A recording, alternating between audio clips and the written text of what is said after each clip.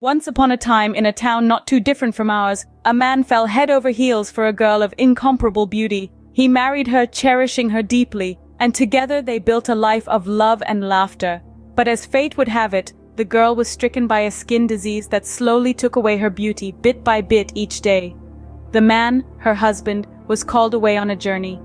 On his return, a tragic accident stole his sight, leaving him in darkness.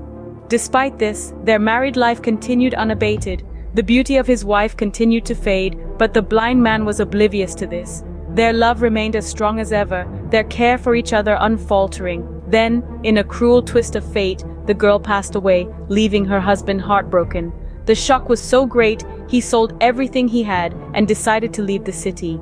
As he was leaving, a voice called out to him, "How will you manage alone? Your wife was always there to help you, to take care of you, to guide you."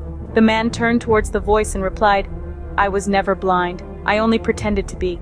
I didn't want her to know that I could see her fading beauty, for that realization would have hurt her more than her disease. She was a wonderful wife, and all I wanted was to keep her happy."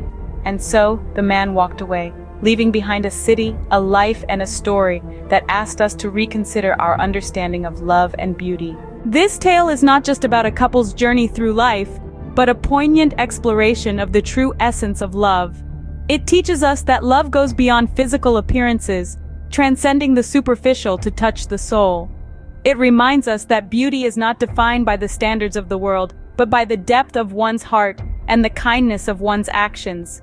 As the man in our story shows, love is about seeing beauty in the soul, not the skin. It's about caring for someone more than oneself, about finding joy in their happiness. It's about acceptance, understanding, and selflessness. So remember, love is not about the physical, it's about the emotional and the spiritual.